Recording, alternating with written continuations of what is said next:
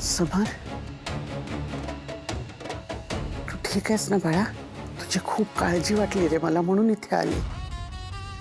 खरंच मलाही एकदम सुन्न झाल्यासारखं होतंय रे. म्हणजे देवा शपथ सांगते, जेव्हा निकिताच्या पर्समध्ये आपला पारंपरिक हार सापडला ना, मला धक्का बसला. मला पहिल्यांदा डोळ्यासमोर तूच आलास रे. मला जर इतका मोठा धक्का बसला तर तुला काय झालं असेल?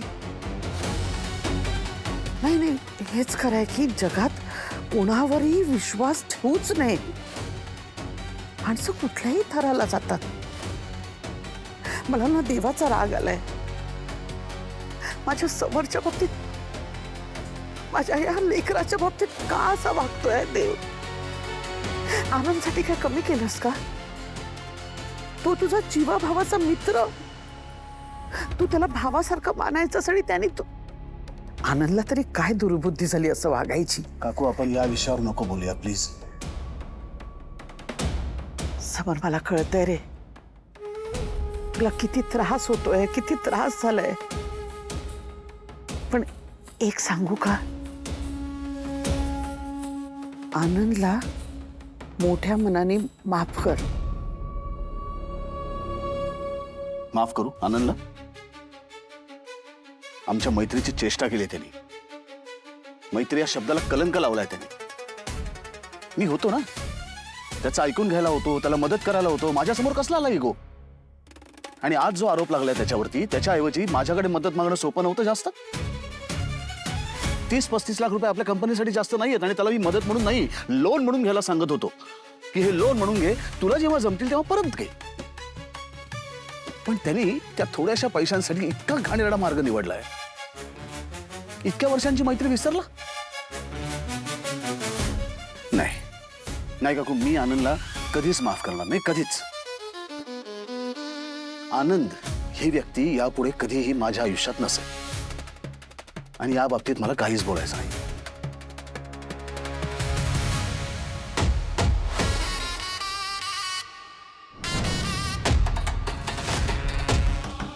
ऐका, सगळं छान असताना मैत्री निभावणं सोपं आहे की नाही? कुणी करतं. पण अशा कठीण प्रसंगातून जायचंय आपल्याला दादा, आणि आपल्याला खचून नाही जायचंय. इथे खरी नात्याची परीक्षा आहे.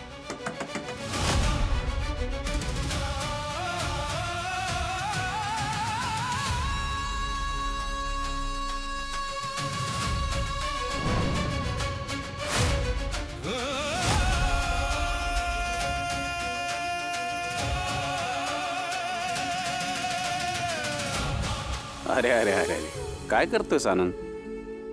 जीव देतोयस? पण मग तुझ्या फॅमिलीचं काय? आणि कोणासाठी द्यायचंय तुला जीव? समरसाठी? ज्याच्या समोर तू विश्वासघातकी चोर ठरलास. पण मग असं स्वाभिमान मारण्यापेक्षा आपण मेलेलं बरं, नाही का? अरे मैत्रीत कसला आलाय रे स्वाभिमान? आणि समरला मानतोस ना तू मित्र? मानतो म्हणजे मानतोच. मित्र, भाऊ, फॅमिली सगळंच मानतो. मग त्या फॅमिलीला सांभाळण्याचं, त्याचं तत्व, आयडिओलॉजी, हे सगळं नाही का मानत तू? तुला नाही कळणार. दे तू जीव दे आणि संपव ती आयडिओलॉजी, मैत्री. तुझ्या मरण्याबरोबर सगळंच संपेल, नाही का? जा.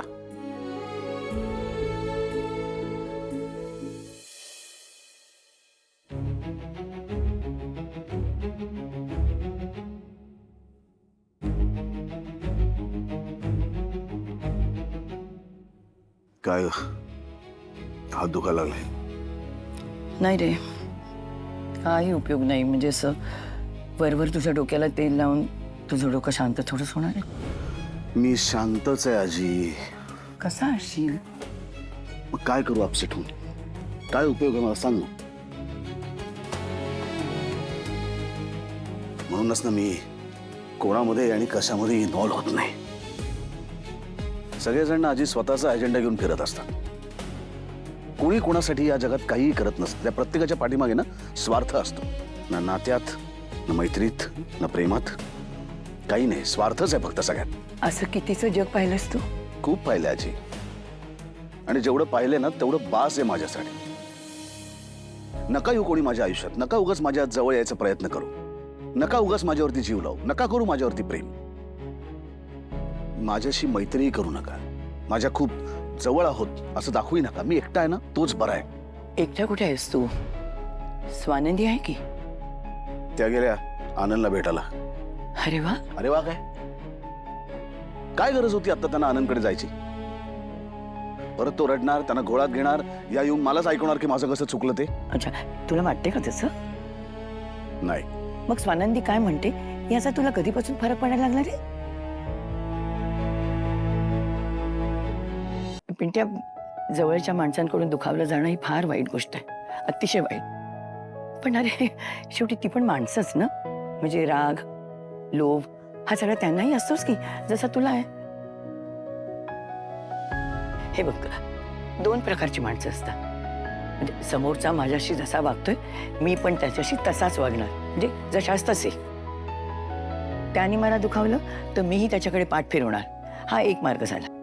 किंवा समोरचा माझ्याशी कसाही वागला ना तरी मी त्याच्याशी माझ्याच पद्धतीने वागणार, हा दुसरा मार्ग. मी ना दुसऱ्या मार्गाने जाणारी आहे पिंट्या. म्हणजे समोरचा माझ्याशी कसाही वागला ना तरी मी त्याच्याशी चांगलंच वागते रे. मला तसं वागावंच लागतं, कारण मला तसंच वागता येते रे. म्हणजे आता आनंद तुझ्याशी कसाही वागला तरी तू त्याच्याशी चांगलंच वागायला हवं रे. मित्राची एक चूक समजून घ्यायला हवी ना.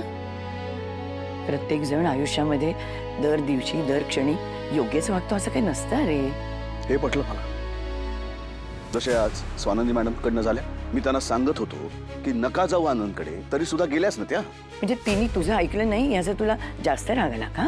कमी जास्त काही नाही आजी, सगळे एका माळेचे मणी आहेत. मला काय वाटेल ना याचा कोणी विचारच करत नाही. एक सांगू का पिंट्या, नात्यामध्ये ना मोकळी कसायला हवी, म्हणजे गुंता होत नाही रे. आणि झाला ना तरी लवकर सुटतो तो. आजपर्यंत मी त्यांना कधीही कुठेही जाण्यापासून थांबवलं नाही आणि थांबवणारही नाही.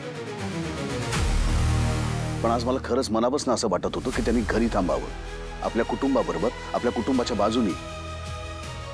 आणि ते जर त्यांनी केलं असतं ना तर मला खरंच बरं वाटलं असतं.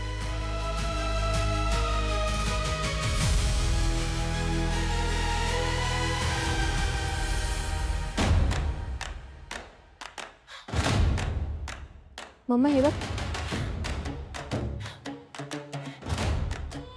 मम्मा, कसला विचार करतेस? या आपल्या घराण्याच्या राणीहाराचा. म्हातारीने कधीच तो मला दिला नाही, स्वानंदीला दिला. पण तो तर मोठ्या सुनेला मिळतो ना. सॉरी. नाही, म्हातारीने समरच्या आईलाच दिला होता तो. पण समरची आई मेल्यानंतर तो माझा होता ना, माझा हक्क होता त्याच्यावर. पण मला कधीच दिला नाही, स्वतःकडे ठेवून दिला. आणि आता आता सुवर्ण प्रधान सोहळा करून स्वानंदीला सोपवला. वा, काय कौतुक. पण माझी वेळ आली ना की सगळं घेणार आहे मी. हार, दागिने, हे साम्राज्य, सगळं सगळं. कसं नुसती वाट बघत बसून